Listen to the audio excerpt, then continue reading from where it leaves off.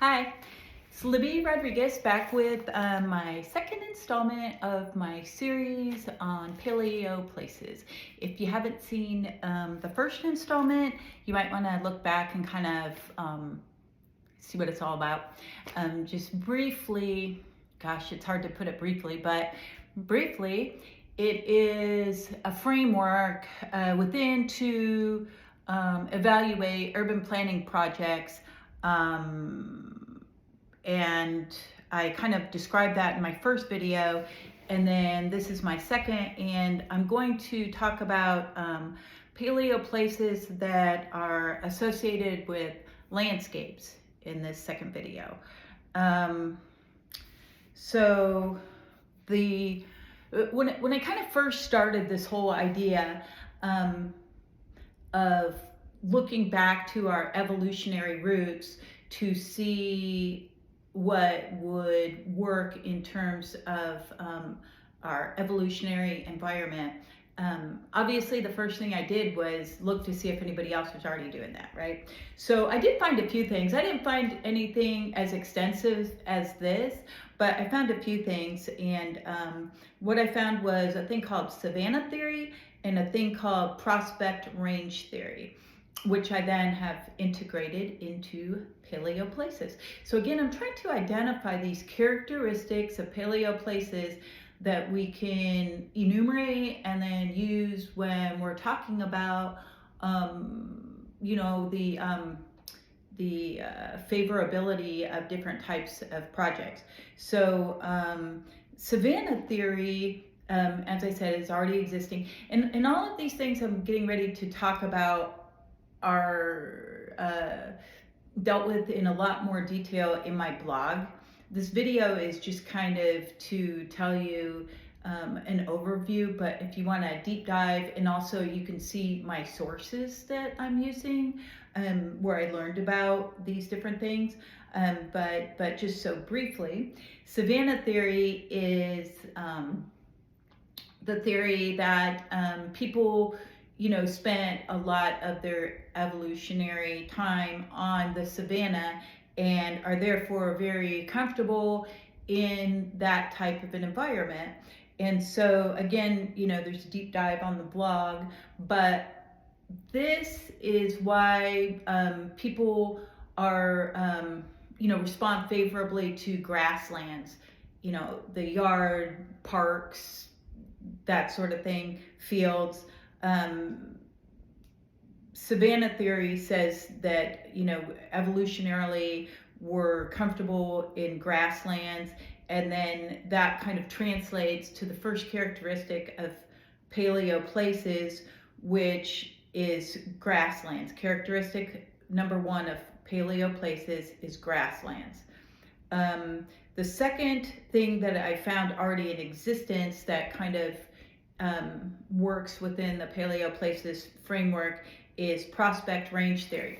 So prospect range theory says that people are really comfortable in an environment where they can see without being seen.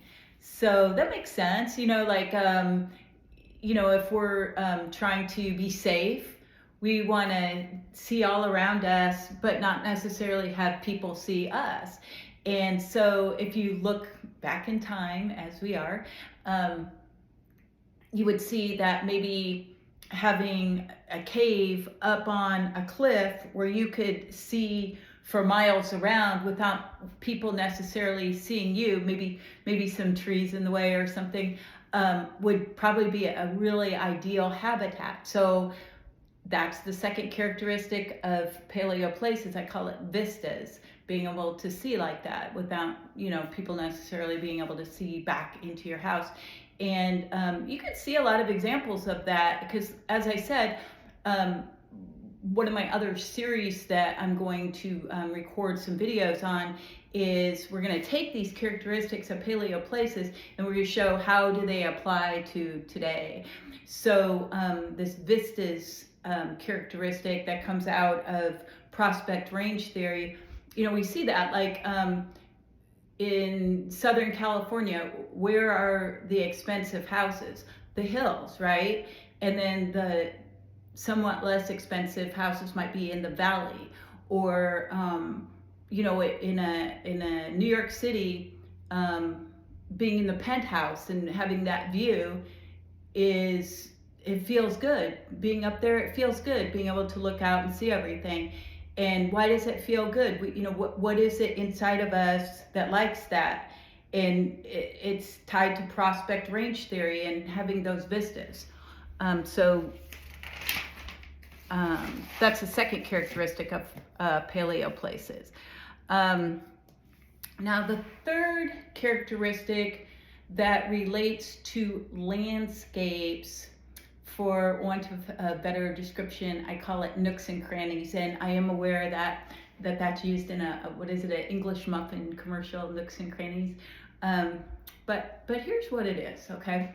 So there's already, in some zoning codes, there's already language about breaking up facades. So on my blog, I show, some pictures of like a traditional Walmart, and there's just big, flat, featureless walls. And then another Walmart where they've been told to break up the facade. So it's still inside, it's still the same Walmart, but now they have like kind of little artificial storefronts on top of the facade.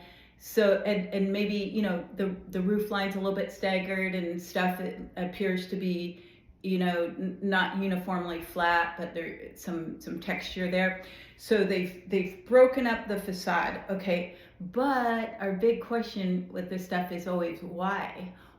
Why? Oh, it looks better. Okay, but why does it look better?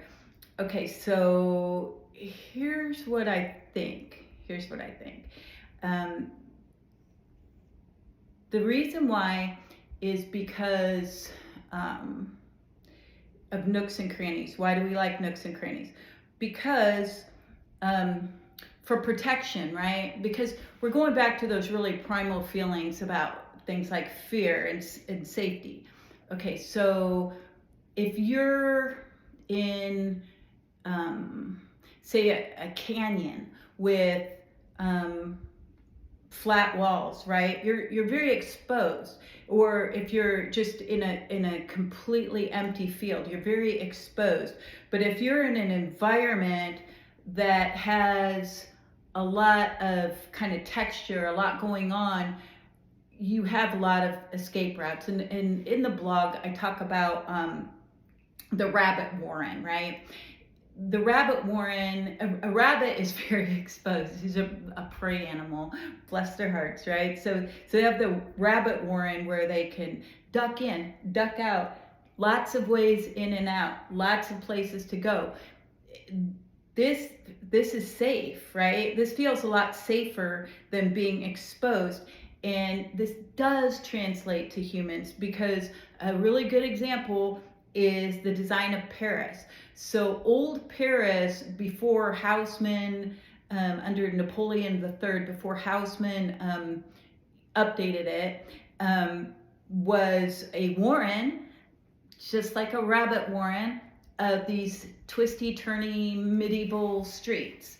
And there'd be, revolutions and uprisings and stuff, and people would block off the streets and block off little districts and neighborhoods and stuff, So one of the things that Haussmann did was, there was like, as there are with all these big projects to this very day, all sorts of hidden agendas with these projects. And, urban renewal is not necessarily a new thing. And so, they bulldozed these medieval warrens, or a lot of them.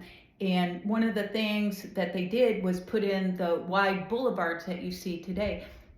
They siege-proofed Paris. It was urban planning to kind of put forward a political end, which was to siege-proof Paris and make it less of a rabbit warren, which made it kind of less comfortable and safe for your average man on the street and more comfortable and safe for the ruling class.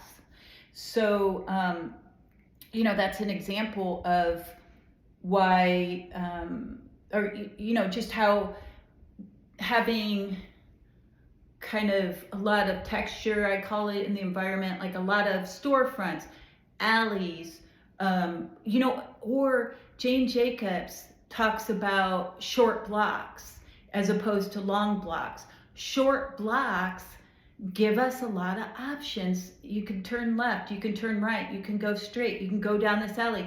There's 8 doors of storefronts that you can go into. There's some stairs you can go up. You have a lot of places to go, as opposed to a long featureless block with a big wall and maybe one door. You don't have all those options, and you're more exposed and you're less comfortable. And that's why nooks and crannies are a characteristic of Paleo Places. Okay, number 4 seems obvious, but we're putting it on the list. Characteristic 4 of Paleo Places is food in evidence. And this is something that makes us comfortable. Food in evidence can be a lot of things. It can be farms and fields. It can be stores that have food. It can be food trucks. It can be sidewalk cafes. But food in evidence is the 4th characteristic of Paleo Places. And related to that is the presence of water or the color blue. So as my corresponding blog article points out, there's been research conducted regarding people's favorite color, and across all cultures, the predominant favorite color is the color blue, and that is associated with water.